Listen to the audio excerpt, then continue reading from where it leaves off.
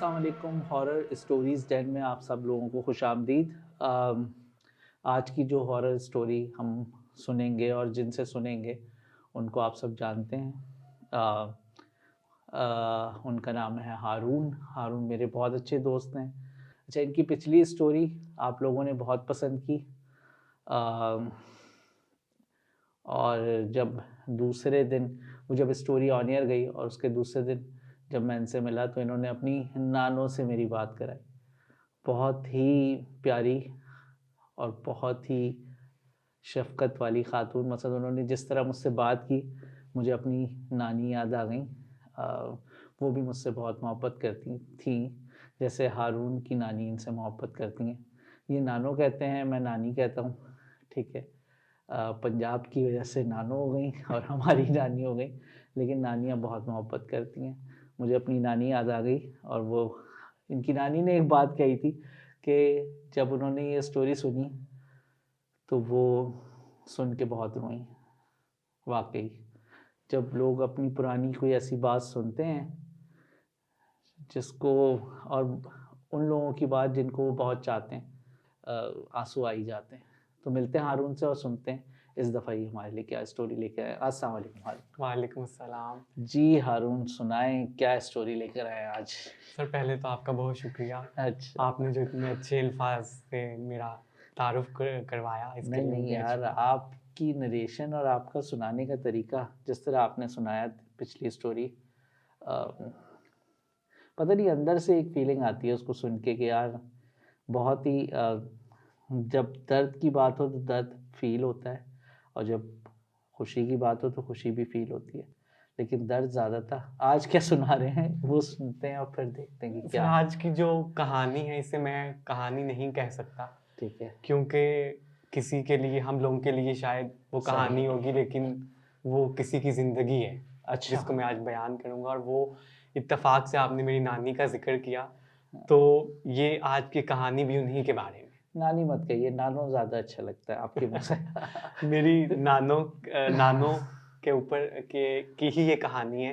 सही, और इस कहानी के लिए मैंने उनसे बड़ी मुश्किल से इजाज़त ली, ठीक है, क्योंकि ये कहानी उनकी अपनी ज़िंदगी की, जो उनके लिए बहुत दर्द भरी एक कहानी कह सकते हैं, या जो भी इसको आप बीती कह सकते हैं। सही। तो मैंने बहुत मुश्किल से उनसे इजाज़त ली कि मैं ये बयान करना चाहता हूँ व्यूवर्स के साथ ये कहानी। तो बस मैं शुरू करता हूँ अपनी सुना, कहानी। बिल्कुल, बिल्कुल। मेरी नानी जिनका नाम इनायत बेगम है, वो बड़ी जिदार जिसे कहते हैं ना, सही, वो उस किस्म की औरत है, बहुत स्ट्रॉन्ग। एक तो उनका जो बचपन गुज़रा वो गाँव में, और आपको पता है उस दौर में लड़कियाँ, मैंने जैसे कि पहले पिछली कहानी में बताया था कि आम तौर पे वो काम करती नहीं थी जो नानों ने किया उस वक़्त पे, सही, साइक्लिंग और बहुत इस तरह से उनका बचपन गुज़रा। सही, फिर शादी के बाद जब वो इधर आ गई तो ज़िंदगी के हर मतलब जो भी उनकी ज़िंदगी में पहलू आया, उन्होंने अ, बड़ी मज़बूती से उसका सामना किया। सही। मेरी नानी के सर 5 बच्चे हैं, 4 बेटियाँ और 1 बेटा। अच्छा, बेटा सबसे छोटा है मेरी अच्छा, नानियों का। तो ये जो कहानी ही मैं आज बयान करने जा रहा हूँ, मेरे अपने मामू की, जिनका नाम सैफ है, सही, उनकी कहानी है ये। अब जैसे कि मैंने आपको बता दिया कि मेरी नानों की 4 बेटियाँ, सबसे बड़ी मेरी अम्मी, जो अम्मा हैं वो हैं, ठीक और है, सबसे उसके बाद 3 हालाएँ हैं, और सबसे छोटे मेरे मामू हाँ, सैफ। अच्छा सर, एक तो 4 बेटियों के बाद जब 4 बेटियों की जब पैदाइश हुई, तो आपको पता है उस दौर में, मतलब अभी भी है, लेकिन उस दौर में ज़्यादा था कि बेटियों की पैदाइश के ऊपर कोई इतनी ख़ास खुशी मनाई नहीं जाती थी। सही, पहली बेटी, फिर दूसरी, फिर तीसरी, फिर 4 बेटियाँ। तो मामू की जो पैदाइश हुई, नानो ये कहती हैं कि बड़ी मन्नतों, जिसे कहते हैं मन्नतों मुरादों से माँगा गया बेटा। तो वो 4 बेटियों के बाद जब वो पैदा हुए तो नानो की तो खुशी का कोई ठिकाना नहीं था। सही, नानो कहती हैं कि हम लोगों ने अपने पास के गाँव में भी मिठाई तक़सीम की जब मामू मेरे पैदा हुए। बड़ी सै बात, तो नानो बेहद खुश हुई, और उनको लगा कि अब मतलब जो कहते हैं ना फैमिली मुकम्मल हो गई, वो मेरी फैमिली मुकम्मल हो गई। सही, अब सर जो मामू मेरे मतलब बड़े हुए और एक और बात कि जब मामू की उम्र तकरीबन 15 साल थी सही। तो मेरे नाना अबू फौत हो गए। ओह, और उस वक्त 15 साल की उम्र में मेरे मामू ने बड़ी हिम्मत से चारों जो बहनें थी उनका उस एज में बाप बन के दिखाया ओह माशाल्लाह। और घर की सारी जिम्मेदारी अपने ऊपर ली। उन्होंने 15 पढ़ाई साल की उम्र में। 15 साल की उम्र में। चाचू थे उनके, लेकिन वो आपको पता है कि उस तरह से तो दुख फील नहीं कर सकते जिस तरह से इन लोगों को अपना दुख था बाप का या मामू को। तो इन्होंने चारों बहनों के सर पे अपना हाथ रखा और उस एज में पढ़ाई भी जारी रखी अपनी और साथ साथ सर नौकरी की, बड़ी बात। जॉब की उस दौर में। तो है सर, इसी दौरान में बहनों की शादी भी मामू ने खुद करवाई, सब कुछ A to Z मामू ने अपनी माँ के मतलब हर कदम के ऊपर मामू साथ रहे। सर कहानी जो बेसिक स्टार्ट हो रही है, मैं बगैर किसी तमहीद के मैं कहानी के ऊपर आता हूँ कि मामू जब की उम्र तकरीबन 28 साल थी उस वक्त, मामू ने किया एमफिल में थे उस वक्त, एमफिल में थे और चारों बहनों की शादियां हो चुकी हैं। अब सिर्फ एक भाई बचे हैं जिनकी शादी होनी है और घर बार मतलब बड़ा अपना मतलब ये नहीं था कि फैमिली का कुछ फाइनेंशियल इश्यूज थे, वो कभी भी नहीं थे। उसकी वजह ये थी कि मतलब अच्छा मतलब था, जो ज़मीनें कह लें वो सब कुछ था, लेकिन मामू ने मतलब जिसे कहते हैं सेल्फ मेड इंसान, वो शुरू से वो रहे। अब सर ये हुआ कि उन्होंने एमफिल किया अपना, एमफिल आईआर किया मामू ने और उसमें ही थे। तो उन्होंने घर में, क्योंकि 4 बहनों की शादी हो चुकी थी, उन्होंने नानों से अलमास के बारे में बात की, जो उनकी क्लास फेलो थी अलमास। मामू ने उसके साथ पसंदीदगी का इजहार किया कि अलमास ऐसे ऐसे 4 साल उसके साथ मतलब यूनिवर्सिटी में मामू ने मतलब दोस्ती थी उसके साथ, जो भी कह लें दोस्ती का रिश्ता या मोहब्बत का रिश्ता था, उसको पसंद करते थे। तो उन्होंने लेकिन 4 साल नानों को ये बारे में बताया नहीं था, क्योंकि वो इस दौरान बहनों की शादी के सिलसिले चले, इस तरह के सिलसिले चल रहे थे। तो जब मामू ने यूनिवर्सिटी के बाद नानों से जिक्र किया अलमास के बारे में, तो नानों ने इनकार कर दिया सही इस रिश्ते से। नानों क्योंकि अपनी भांजी के साथ मामू का रिश्ता करना चाहती थी, किरण के साथ। अच्छा, मुझे जो है ना एक चीज़ जो तुम्हारी फैमिली में अच्छी लगती है, जो बहुत बड़ी बात है, चाहे तुम्हारी नानो हो चाहे तुम्हारी मदर हो, कोई भी हो, बच्चों की एजुकेशन पर बड़ा ख़ास फोकस दिया और वो एजुकेशन उनको दिलाई है जो वो खुद हासिल करना चाहते थे। बस ज़बरदस्ती नहीं कि तुम चलो, एक तो इतनी मेहनत से पढ़ा भी रहे हैं अपने बच्चों को, सही है ना, बगैर सपोर्ट के, और सिंगल पेरेंट होने की हैसियत से, लेकिन एजुकेशन भी वही दिलाई जो तुम लोग लेना चाहते थे। जैसे तुमने NCA से पढ़ा है, मामू ने फिल किया, बहुत बड़ी बात है। तो आओ अपनी स्टोरी पे क्या। तो सर जब नानों ने मामू से कह दिया कि वो अपनी भांजी के साथ उनकी मतलब करना चाहती हैं शादी, किरण के साथ, तो मामू ने बहुत घर में अपनी पसंदीदगी का बड़ी मतलब डंके की चोट पे इजहार किया और नानों को कायल करने की अपनी हद्दुल इम्कान कोशिश की कि आप इसके लिए मान जाए। और वो अलमास से चाहते थे दिल से कि वो उसको मतलब करें। सर उसी दौरान मामू को एक दोस्त की शादी के लिए कराची आना पड़ा। ठीक है। तो मामू तकरीबन 1 महीने के लिए कराची में आ गए। सर पीछे से अलमास ने भी अपने घर में मामू के बारे में बता दिया। अब सर अलमास की माँ नानों के पास आई। अब आमतौर पे लड़कों के रिश्ते के लिए जाया जाता है, लड़कियों के लिए आमतौर पे लड़की के घर वाले इतना आते नहीं है, ये आपको पता होगा, ये रिवायत ही है। बिल्कुल। लेकिन अलमास की माँ उसका रिश्ता लेकर नानों के पास आई। अब सर कहते हैं ना कि कुछ इंसान की गलतियां होती हैं, लेकिन कभी कभार कुछ गलती गुनाह बन जाता है इंसान का और वो पूरी जिंदगी उसके सामने रहता है। उस दिन कुछ ऐसा ही हुआ नानों से। अच्छा। नानों ने अलमास की माँ को ये कह सकते हैं कि बेइज्जती की। अच्छा। कि जब मैंने इनकार कर दिया था तो आपका आना बनता नहीं था, और आप कैसी माँ हैं कि आप अपनी बेटी का ही, कि आपकी बेटी का कोई रिश्ता कहीं हो नहीं रहा। मतलब जो गलती नानों से हुई मैं वो भी बयान नानो को वो अल्फाज बयान नहीं करने नानो को वो अल्फाज उस तरह से बोल पता ही नहीं नहीं चाहिए, शायद करने चाहिए। चाहिए। अब जब अलमास की माँ सर आई है घर पे तो नानो ने उसको मना कर दिया और सही है। वो चली गई वापस। उस औरत ने ज्यादा कुछ बात की नहीं। जब उसने नानो का रवैया देखा तो शायद वो समझ गई कि नहीं हो सकता। और उन्होंने भी रवैया इसलिए रखा होगा कि उनको बुरा लग जाए तो ये लोग फिर रिश्ता लेके नहीं आएंगे और देंगे नहीं, चाहे मेरा बेटा ही कितना कर ले। अगले दिन सर अलमास नानो मतलब अगले दिन अलमास खुद घर में आ गई नानो के पास। अच्छा। अलमास ने आके नानो से ये बात कही कि आपको मतलब आप इस बारे में जानती हैं कि आपका बेटा भी मुझसे शादी करना चाहता है। ठीक है। और मैं भी उससे करना चाहती हूँ और आपको इतना पता है हम 4 साल तक उसने मुझसे वादा किया है सही कि वो मुझसे शादी करेगा। सही। और 4 साल बाद आप ये इनकार कर रही हैं। सही। और इस तरह उसने ओपनली नानो से आके बात की और नानो ने उस अलमास की जिस तरह बेइज्जती वो उसकी माँ की ना कर पाई, उन्होंने अलमास की बेइज्जती की उस तरह से। अच्छा। उन्होंने अलमास को बहुत बुरा भला कहा और अलमास को कहा कि जो इज्जतदार घर की लड़कियां होती हैं वो। अच्छा, पुराने लोगों के लिए बहुत बड़ी बात थी ना, मायूब बात है कि लड़की खुद रिश्ता लड़की खुद मुंह बोल रही है कि और हाँ, नानो ने वो लड़की को सब जाहिर बात है मेरी नानी होंगी या मेरी अम्मी, अल्लाह उनको जन्नत नसीब करे, वो थी, अगर वो उन घर पे ऐसे कोई लड़की आके कहती तो वो तो वाकई उल्टा उसी को सुनाती कि भैया तुम रिश्ता लेकर आ गई हो खुद। मतलब हमारे घर का तो ये रिवाज था कि मेरे बड़े भाई की शादी हुई तो भाभी की लव मैरिज थी तो भाभी उनका नाम लेती थी ना, मेरी नानी को गुस्सा आ जाता था, कहती कितनी बदतमीज़ औरत है कि अपने मियाँ का नाम लेती है।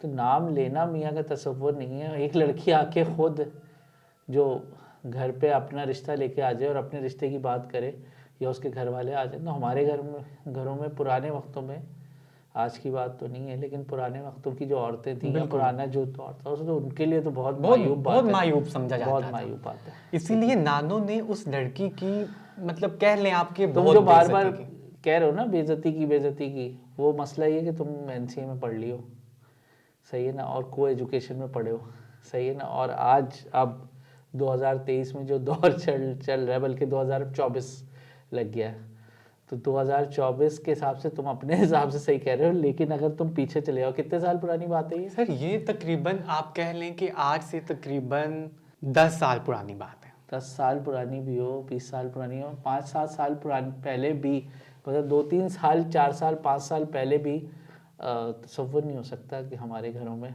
ऐसा ही है, बिल्कुल ऐसा ही है। और नानो विलन जो अभी हमें तुम्हारी नानो और तुम्हारे घर वाले विलन लग रहे हैं, वो विलन नहीं है बिल्कुल। और वो अपनी रिवायत के हिसाब से बिल्कुल ठीक है कि लड़की कैसे आ सकती है मांगने, या लड़की की माँ कैसे। और नानो ने ये बात कही कि ये मेरे लिए ये एक्सेप्ट करना ही मुश्किल है कि एक लड़की खुद घर चलकर आकर रिश्ता मांग रही है लड़के का। है नानो ने अलमास उस दिन नानो से ये कह कर गई कि एक वादा आपके बेटे ने मुझसे किया था कि मुझसे शादी करेगा। सही है। जिस वादे के ऊपर मैंने अपनी जिंदगी के 4 साल दिए और 4 साल मैंने उस वादे के ऊपर अपनी जिंदगी के बिताए। सही बात है। नानो से उसने बिल्कुल फेस टू फेस ये बात की। उसने कहा अब एक वादा मैं आपसे आज करती हूँ कि अगर आपके बेटे की मेरे से शादी नहीं होगी ना, सही है, तो मैं किसी से इसकी शादी होने नहीं दूंगी। ओह, ये अल्फाज अलमास बोल गई नानो से। सही। नानो ने सर इन शॉर्ट, नानो को क्या एक बच्ची ये बोल, वो बच्ची ही थी, आप कह लें अलमास की उम्र उस वक्त तकरीबन थी 26-25 साल और नानो के लिए तो बच्ची थी। नानो ने हेड उसको भेज दिया। उसने कहा, नानो ने कहा तुम जाओ। सर एक हफ्ते बाद मामू वापिस आए। सही है। मामू को वापिस आकर पता चल गया था कि क्या कुछ हुआ है घर पे, और मामू को एक हफ्ते बाद ये भी पता चल गया था कि वो कुछ भी कर ले नानो नहीं मानेगी इस रिश्ते के लिए। सही बात है, जो लड़की आके घर दम और शायद अलमास ने गलत भी ये किया था कि जो वो खुद घर आ गई थी। शायद नानो सोच लेती बाद में, क्योंकि मामू तो बजिद थे कि उन्होंने अलमास से ही करना, लेकिन वो जो खुद आ गई और फिर उसके बाद जिस तरह से वो धमकी देकर गई है नानो को। सही है। नानो ने साफ साफ ये कह दिया कि मैं, और नानो ने बहुत सख्त अल्फाज बोल दिए मामू को कि बहुत सख्त अल्फाज बोले, तो मामू ये मान गए, समझ गए कि मैं कुछ भी कर लूं मेरा नहीं हो पाएगा अलमास से। अब सर अब कहानी का आगाज जो हो रहा है वो ये हो रहा है कि तकरीबन इस वाकये के 1 महीने बाद चीजें स्टार्ट होना शुरू हो गई घर पे। अच्छा। सर हुआ कुछ यूँ कि आमतौर के ऊपर ये कहा जाता है कि जैसे कि कोई भी इस तरह का वाकया, और आपको पता है पहले सर कुछ भी थोड़ा सा वाकयात इस तरह से होते थे तो लोगों को पता चल जाता था कि जैसे जिन्नात के वाकये हम हाँ। एग्जांपल लें तो आज के दौर से पहले लोगों का स्ट्रॉन्ग ज़्यादा ये बिलीव्स थे, आजकल हम लोग इतना बिलीव करते नहीं हैं। सही। आपको शायद पता ही होगा पहले बिल्कुल, वक्त पहले तो आजकल बहुत नहीं ज़्यादा करते, था, बिल्कुल नहीं करते। बहुत ज़्यादा, क्योंकि आज के दौर में प्योरिटी चीज़ों की खत्म होती चली गई। बिल्कुल सही। आज के दौर में जितनी चीज़ें नई जदीद आई, टेक्नोलॉजी आई, तो हमारे जो एक कनेक्शन था नेचर के साथ वो जब खत्म हुआ तो हमारे बिलीव्स भी टूट गए हर चीज़ से। हालांकि आज के दौर में एग्जिस्टेंस ज़्यादा है अगर देखी जाए, लेकिन वो टूट गए। सर 1 महीने बाद घर में कुछ इस तरह की एक्टिविटी स्टार्ट हो गई कि जो बहुत अजीब थी। स्टार्ट सर इधर से हुआ कि नानो मेरी ना घर के काम खुद करती थी, जैसे कि मामू के कपड़े खुद धोना, कपड़े इस्त्री खुद करना। नानो उस एज में भी इस तरह के, क्योंकि एक ही बेटा बहुत मोहब्बत करती थी उस बेटे से, और मामू की लाइफस्टाइल ऐसा था सर कि हालांकि बहनों की शादी भी हो चुकी है, हर हफ्ते में एक दिन हर बहन के पास जाना, मिल के आना, कोई मतलब किसी को कोई काम है कुछ है वो करना, मतलब हर एक को वो इतना ख्याल रखते थे, हर एक का। नानो का अपने मतलब बहुत वो लाइवली थे, बहुत लविंग केयरिंग, बहुत अच्छे नेचर के मामू मालिक थे मेरे। सर हुआ कुछ यूं कि 1 हफ्ते बाद घर में एक्टिविटी स्टार्ट हो गई। मामू की नानो कपड़े इस्त्री करी तो मामू की जो एक उन्होंने नया जोड़ा लिया हुआ था ईद के लिए, वो जोड़ा बिल्कुल साइड से कटा हुआ था, फटा हुआ था। नानो के लिए बड़ी हैरानगी की बात कि ये कैसे फट गया है। उस दिन के बाद से ये चीजें मामूल बन गई। कभी मामू की शर्ट के ऊपर कट लगा हुआ है, कभी मामू की कमीज के ऊपर कट लगा हुआ है। और नानो बिल्कुल स्टार्ट में तो चीज को बंदा इग्नोर करता है इस तरह की, लेकिन बाद में ये चीजें ज्यादा होने लग पड़ी। सही है। सर नानो को थोड़ा सा परेशानी हुई, क्योंकि आपको पता है नानो मेरी बड़ी स्ट्रांग बिलीव्स की थी, और उन्होंने चूंकि पास में चीजें देख चुकी थी, उनको पता था कि ये कुछ गलत हो रहा है। नानो ने अपने तौर पे पढ़ाई वजीफे शुरू कर दी मामू के ऊपर। अच्छा। सर नानो के साथ मामू हमारे ही घर आ रहे थे मामा से मिलने के लिए, और वो गाड़ी पर थे तो अचानक एक ट्रक गुजरा। नानो जो बताती हैं, ट्रक गुजरा उनकी गाड़ी के पास, और पता है पानी खड़ा होता है जब बारिश हो रही होती है सड़क के ऊपर, तो चीज जब जोर से गुजरती है तो पानी के छींटे उठते हैं। वो ट्रक गुजरा तो पानी के छींटे उड़े हैं, तो मामू के फेस के ऊपर पड़े हैं। उनके ऊपर सर जब पानी पड़ा है, जब नानो की तरफ फेस किया तो नानो कहती है मेरी चीख निकल गई। वो पूरा खून पड़ा हुआ था मामू के फेस के ऊपर। Oh shit. ट्रक तेजी से गुजरा है, मामू को ये लगा कि नीचे से जैसे पानी से जोर से एक कोई भी चीज गुजरती है तो वो उड़ता है पानी, तो उनको वो लगा कि शायद पानी के छींटे पड़े हैं, वो खून के छींटे पड़े मामू के फेस के ऊपर। नानो कहती है कि मेरी चीख निकल गई कि क्या हुआ है तुम्हें, क्या हुआ है। नानो कहती है मैंने उनका फेस साफ किया, और नानो कहती है मेरा दिल परेशान उस दिन, और मामू ने जब हाथ लगाया तो वो खून था। खैर वो लोग उधर से वापस आए, नानो परेशान, और नानो ने अपनी बेटियों से भी एक दो से जिक्र किया कि इस तरह से पहले सैफ के कपड़े कटे हुए थे, अब सैफ के मतलब फेस के ऊपर खून के छींटे पड़े हैं आज। सर अब बेसिकली जो चीज़ें हो रही थी मामू के ऊपर, वो आगे जाके मतलब पता चला कि मामू के ऊपर काला जादू हुआ था। अच्छा। जो कि जिसके असरात स्टार्ट हो चुके थे काले जादू के। सर काला जादू जैसे कि आपको पता होगा कि काला जादू इंसान जिसके ऊपर भी किया जाता है वो इंसान को बिल्कुल मजबूर कर देता है हर तरह से, उसके इमोशंस खत्म कर देता है सर। सबसे पहले इंसान की सोचने समझने की सलाहियत खत्म हो जाती है। आहिस्ता आहिस्ता वो इंसान को मारता नहीं है, मतलब काले जादू से मौत नहीं होती, क्योंकि मौत अल्लाह के हाथ में, ये हमारे मुस्लिम्स का बिलीव है कि मौत अल्लाह के हाथ में, लेकिन सर काला जादू मौत का सबब बनता है, ये भी हम लोगों को पता है, मौत के करीब इंसान को पहुंचा देता है। नानो इस बात से बेखबर थी कि उनके बेटे के ऊपर काला जादू हो चुका है। ये 2 निशानियां सर आई, खून पड़ा, नानो सर अगले ही रोज खून वाले छींटे के बाद मामू, अच्छा इस दौरान मामू की जॉब हो गई सर। मामू के दोस्त की ही कंपनी थी जिसको जो कि बाहर चला गया दुबई, और वो मामू के हैंड ओवर करके गया। सही। मामू का रोज मतलब तकरीबन सुबह जाते थे 10 बजे और शाम 5-6 बजे वो वापस आते थे घर पे। सही। सर जब वो मामू गए हुए थे ऑफिस, नानो उनके कमरे में गई तो नानो ने कहती है मैंने उनकी ड्रेसिंग जो शीशा होता है उसके ऊपर देखा, उल्टा पाँव, जैसे उल्टा पाँव नहीं होता, उल्टे पाँव का निशान बना हुआ है अच्छा। शीशे के ऊपर, खून जैसे रेड कलर का उल्टा पाँव लगा हुआ है शीशे के ऊपर, ऐसे नहीं, ऐसे उल्टा पाँव, ऐसे, और लाल रंग का, लाल रंग का, जो कि शीशे के ऊपर लगा था। और वो सर आम मतलब इंसानी पैर जो होता है कितना बड़ा होगा, हाँ वो मतलब साफ दिखने में लग 9-10 रहा था, इंच बहुत बड़ा होगा तो 10 लेकिन वो इंच साफ सर दिखने में लग रहा था कि ये बहुत बड़ा है साइज में, जो अनयूजुअल सा लग रहा था नानो अच्छा। को।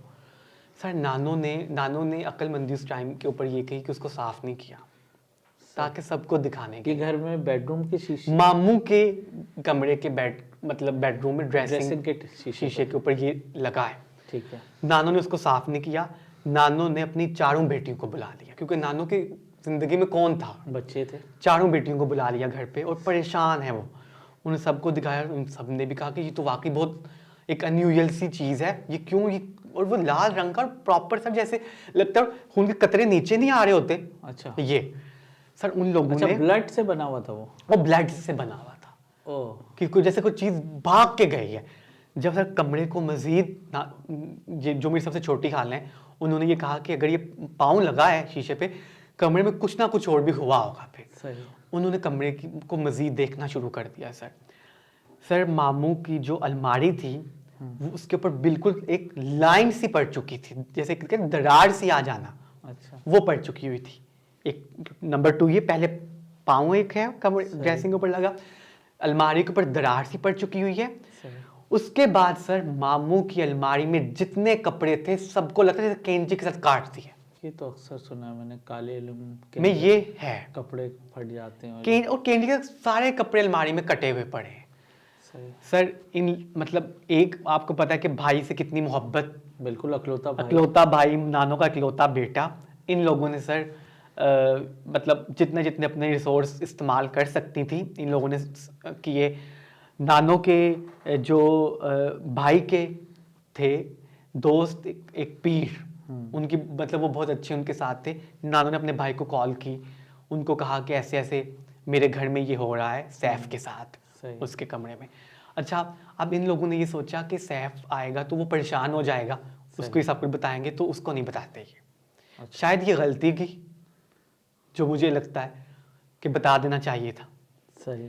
इन्होंने वो भी साफ कर दिया और कपड़े भी अलमारी सारे निकाल दिए और उनको नहीं बताया कि क्या हो गया।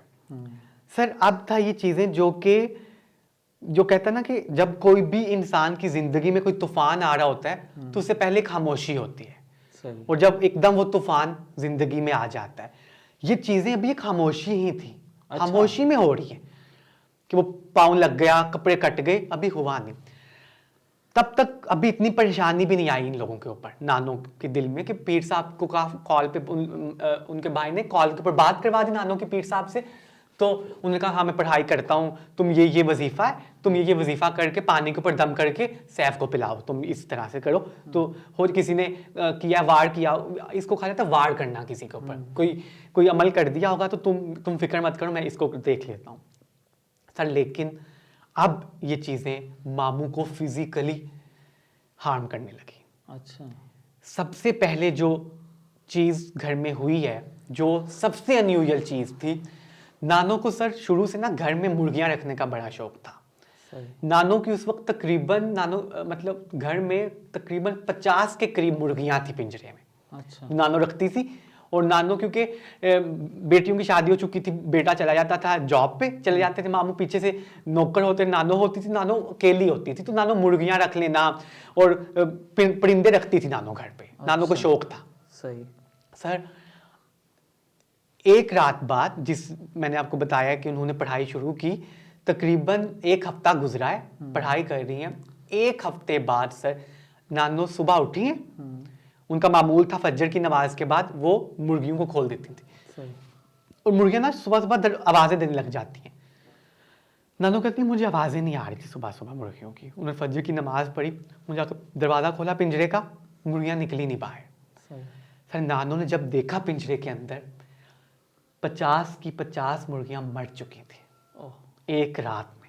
अच्छा वैसे आरुण मैं एक बात बताऊं, कहते हैं बड़े बुजुर्ग कहते हैं कि आप जानवर पालने चाहिए, लेकिन अक्सर ऐसा होता है बड़े बुजुर्ग ये भी बताते हैं कि जब भी कोई घर में आफत आने वाली होती है तो पहले घर के जानवरों पे आती है। ऐसा ही है, बिल्कुल ऐसा ही। सही। सर जब वो 50 की 50 मर गई ना, नानो को ना एक परिंदों के साथ बड़ी उनसियत भी थी। सही। नानो को वो दुख अलग, डर अलग दिल में बैठ गया कि ये क्या कैसे हो गया। होता ना बीमारी आई हो, कुछ तंदुरुस्त मुर्गियां सर, एक दो मर जाती हैं तो कोई बीमारी। एक सब मरी पड़ी हैं उधर। एक रात में। एक रात में 50 की 50 मुर्गियां मरी पड़ी हुई हैं अंदर। सही। सर नानो बिल्कुल परेशान, मामू को बताया तो होता है ना, और सर होता है कोई अगर किसी चीज ने भी आकर बिल्ली वगैरह ने, तो मुर्गियां आवाज निकालती हैं रात को, शोर शराबा होता है खामोशी में 50 मुर्गियां नानो की मर गई हैं एक रात में। सही। सर नानो के दिल में फिर परेशानी आई। नानो ने फिर पीर साहब से बात की, उन्होंने कहा कि मैं देखता हूँ। पढ़ाई करता हूँ और मैं देखता हूँ कि क्या हुआ है। सही। उसके बाद सर मामू की सबसे पहले जो उनके ऊपर फिजिकली चीज़ ने अटैक किया है वो ये हुआ कि मामू की नींद चली गई। अच्छा। मामू को नींद नहीं आती थी रात को। सही। एक रात ये हुआ, 2 रात, 3 रात, 6 रातों तक मामू सोए नहीं। मतलब जिसे कहते हैं ना कि इंसान फुल सोया हुआ है, उसको पता नहीं क्या हो रहा है, मामू सो नहीं रहे थे। डॉक्टर के पास गए, डॉक्टर ने उनको कहा कि शायद काम का प्रेशर है, कुछ है।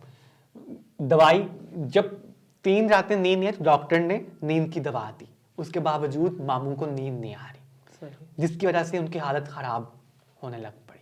ये पहला फिजिकल था जो इफेक्ट नजर आ रहा था मामू के ऊपर उस काले जादू का। पीर साहब बता चुके हैं नानू को डायरेक्ट अटैक पहला कि उनके ऊपर काला जादू किसी ने किया है। सही। सर अब नानो भी परेशान, डॉक्टर के पास मामू जा रहे हैं, उनको आराम नहीं आ रहा। उसके बाद सर दिन ब दिन जो एक होता है ना काला जादू, इंसान को आहिस्ता आहिस्ता उसको बिल्कुल बर्बाद कर रहा होता है। मामू के ऊपर वो तमाम चीजें स्टार्ट हो गई। सही। नींद खत्म हो गई मामू की। उसके बाद सर अजीब सी हरकतें करना शुरू कर दी मामू ने। अच्छा। उसमें सर सबसे पहले मामू के साथ होता कुछ यूं था कि जैसे कि बैठे हुए हैं ना, और वो कहते थे मेरे सर में दर्द होने लग पड़ी है। एक नॉर्मल दर्द होती है सर में, एक होता है कि उस दर्द में बहुत चीखना चिल्लाना। सही। सर वो बैठे बैठे अपने सर पे हाथ रख के चीखना चिल्लाने लगते थे, और वो कहते थे मुझे बर्दाश्त नहीं हो रही दर्द, और वो चीखते थे और घर में सब परेशान हो जाते थे। सही। उसी टाइम हॉस्पिटल में लेके जाते थे, डॉक्टर चेक कर रहे हैं, मतलब इंजेक्शन लगाते थे वो बेहोशी का कुछ भी। फिर एडमिट भी किया डॉक्टर ने मामू को। सर उसके बाद मामू की फुल टेस्ट हुए, मतलब जैसे कि आपको पता है फुल बॉडी के टेस्ट करते हैं डॉक्टर, वो रिपोर्ट्स बिल्कुल क्लियर आई, मामू को कोई बीमारी नहीं थी। और डॉक्टर इस बात पे हैरान थे कि बीमारी में तो कुछ आ नहीं रहा और इनको नींद क्यों नहीं आती। फिर इनके सर में जो ये कहते हैं कि दर्द होती है, तो इनको तो वो भी कोई मसला नहीं, किसी किस्म का कोई मसला नहीं था मामू को। लेकिन ना उनको नींद आ रही थी, और सर में जब उनको दर्द होती थी तो वो कहते थे ये। आप सर आप अंदाजा लगाएं, एक बंदा 1 हफ्ते से सोया नहीं है, उसकी क्या हालत होगी। उसके बाद सर जब घर पे आया मामू, तो सर जैसे आप देख सकते हैं कि जिस मतलब हाथों के ऊपर, बाजुओं के ऊपर ये बाल होते हैं इंसान के, मामू ने ये उखाड़ना शुरू कर दिए घर पे आके। वो कहते थे मुझे लगता है कि मेरे जिस्म में ना कोई सुइयां लगा रहा है मेरे जिस्म में, मुझे चुभन होती है पूरे जिस्म में, और मुझे अजीब सी बेचैनी होती है। वो ये बताना शुरू हो गए नानो को। सर नानो को मतलब उनको ये लगा कि शायद इसके ऊपर किसी ने कुछ किया है। उनके माइंड में तो था कि ये कोई आम मतलब बीमारी भी नहीं कुछ आ रही कुछ भी। नानो ने रोते हुए अपने भाई को कॉल की, उनको कहा कि पीर साहब को कहें कि आके इसको सैफ। अच्छा मामू खुद ना अभी से पहले तक नानो को नहीं मानते थे कि पीर साहब से बात करें आप। मामू सर बहुत प्रैक्टिकल इंसान थे, अभी से पहले तक वो मानते नहीं थे। नानो ने अपनी बेटी को घर पे बुला लिया, और नानो खुद बिल्कुल परेशान हो चुकी थी कि मेरे बेटे को क्या हो गया। सही। सर इसी दौरान जो मामू के ऊपर असरात थे उस जादू के, वो ज़्यादा होते चले गए। मामू की बेचैनी बढ़ती चली गई, नींद उन्हें बिल्कुल नहीं आती थी, रात को डर जाते थे, रात को डरते थे और अपनी किसी को कहते थे कि मेरे पास बैठ जाओ। अब आप सर, इससे पहले मामू की आपको पर्सनैलिटी मैंने बताई है, उनकी क्या पर्सनैलिटी थी, कैसे वो जब बाप फोत हुआ बहनों के सर के ऊपर हाथ रखा और उस दौर में जॉब भी की, अपनी बहनों की शादियां भी की, सब कुछ खुद किया। अब वो ये उनकी ये हालत हो रही है दिन ब दिन, एजुकेशन भी उसी में की अपनी उनकी हालत ये हो रही है कि वो रात को अपनी बहन को कहते थे कि मुझे डर लगता है रात को कोई मेरे पास बैठ जाए, फिर मैं फिर मुझे नींद आएगी। सर बहनें परेशान कि आज से पहले भाई की हालत कभी नहीं देखी थी जो वो हालत भाई की देख रही थी उस टाइम के ऊपर। सर पीर साहब ने बेसिकली, अब जैसे कह लें कि हम लोग गुजरात में थे और पीर साहब रहते थे जेहलम में। सही। उन्होंने वहाँ से आना था और उनको नानों ने मतलब अपने भाई से कहा कि उसकी हालत है, उनको भेजें। सर इसी दौरान उन्होंने तारीख दी कि फ़लाँ दिन को मैं आऊँगा, घर पे आऊँगा, देखने आऊँगा। सर इसी दौरान बहुत अनयूजुअल सी चीज़ें मामू के साथ होने लग पड़ी, जिसने घर के तमाम अफराद को बिल्कुल परेशान कर दिया। सर मामू जो मैंने आपको बता दिया कि वो किस तरह से पहले उनका लाइफस्टाइल था। सर रोज़ सुबह मतलब एक होता है ना इंसान जब अपनी सेंसेस में होता है, वो वॉशरूम मतलब जाता है, बताता है कुछ भी, मामू बिस्तर पर ही बहाना करना शुरू कर दिया और वो बताते ही नहीं थे किसी को कि जाना है।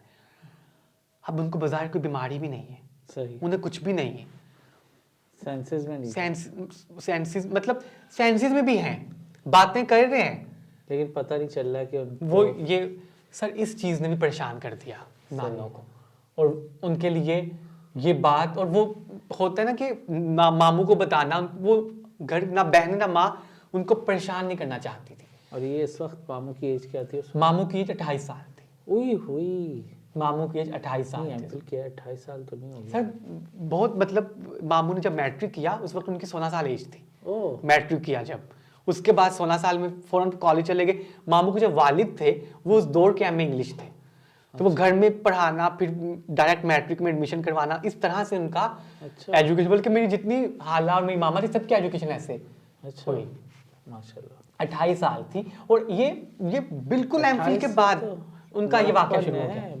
बिल्कुल यंग मामू हैं उस वक्त। अच्छा सर इसी दौरान पीर साहब घर में आ गए।